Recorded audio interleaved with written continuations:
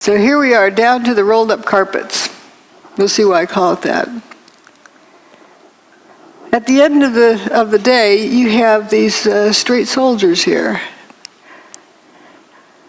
If you have buckling from overload, doesn't it bend over? Doesn't it bend around the horizontal axis? Why is everything straight?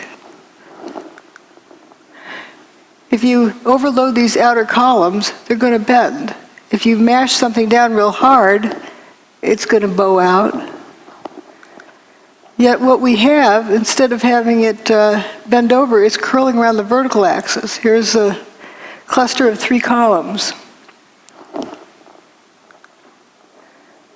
And this lasagna noodle, see, you can't confuse that with a piece of food, but it emphasizes the fact that this isn't loading that does this.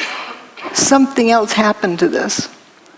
This is straight, it curled around the vertical axis, not the horizontal axis. How do you get something to bend more than 180 degrees and not even crack? It's a smooth bend, and it splits at the seams. This is a very interesting one. I'd like to have somebody, an engineer who claims that that's normal, draw me a free body diagram and show me the loading to put on that beam to make it do that. It's not like a rubber band that recoils. If it's hot and it's flowing, it doesn't have the strength to recoil. So how do you explain this crinkling up, like curling ribbon? Now that's what buckled beams look like. They don't do that. You see through holes there. It just happened that one place. This was found in Banker's Trust. Banker's Trust was determined to have not had any fires in it. So we're going to begin the proof of concept. Okay, here's what we found at the World Trade Center. And here's something that John Hutchison bent. It's molybdenum. It's not cracked in the corners either. Smooth curling. When I first contacted John Hutchison, I sent him this picture and said, does your neighborhood ever get to looking like this? Because you have this toasted vehicle here, and the one in front is parked in the right place, but it's just got the tires in the wrong direction. It's not oriented correctly. And notice all the marble around the doorway is gone. The rest of the building, there's no stab wounds in the building, no big beams went flying through. Another weird thing is the window glass. Sometimes just the outer pane's broken. The rock doesn't do that.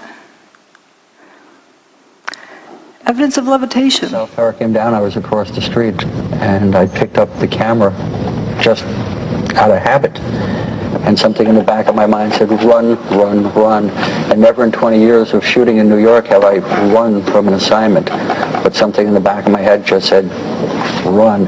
And as I hit the corner of Liberty Street, it was almost being picked up by a tornado, almost being picked up by a wave. It was like being picked up by the black cloud. That black cloud had substance. It was like night, but it had a solid feel to it. It was like gravel, hot gravel, and just picked me up and tossed me about a block. At one second I was running, and the next second I was airborne.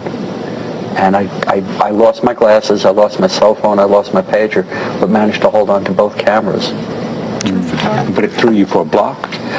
I was back down at Ground Zero last week and walked the area where I have a pretty good recollection of where I was and where I wound up, and it was just under a city block.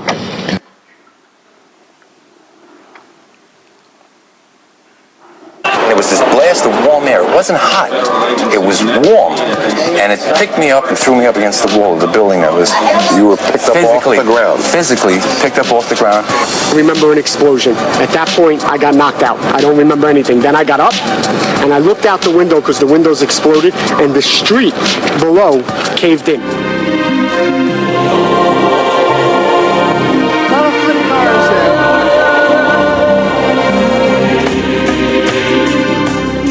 Still in the trees.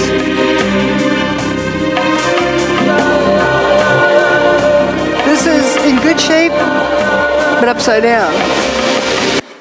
The cars appeared to be either flipped or toasted. Now, let's consider something else here. John Hutchison's work, he's got water drifting up, levitation of water.